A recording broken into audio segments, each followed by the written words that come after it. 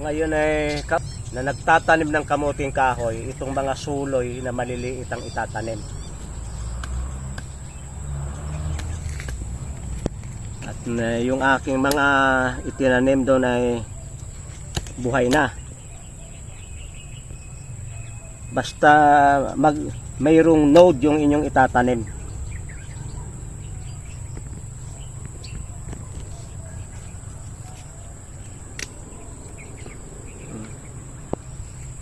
May node. Ay, ito'y mahaba. Ating puputulin. Hindi dito ang putol ha, kundi doon na kinuha ninyo sa katawan. At ilang piraso ito.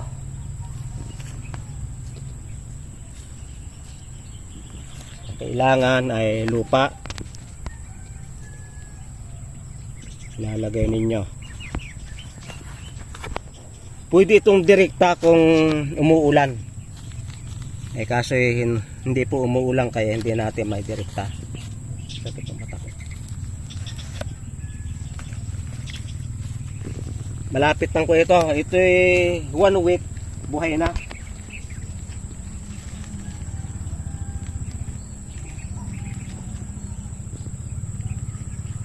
Kaya hindi nyo kailangang maghakot ng manghingi ng kung saan saan. Tapos didiligin lang nyo.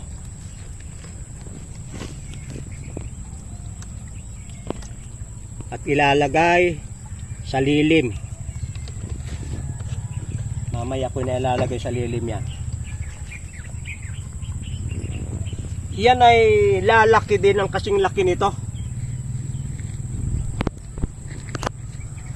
Huwag kayong mag-alala na ang liit yan, paano mabubuhay yan, lalaki yan.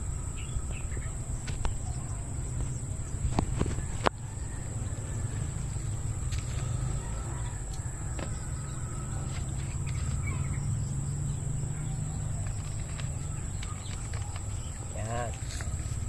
Kaya hindi natin problema yung pantanim. Kukuha lang tayo ng mga suloy dito sa bawat buko ay susulo yan. Susulo yan. Okay, maraming salamat sa inyong pagsubaybay sa Natural Wilderness si Pastor Vito.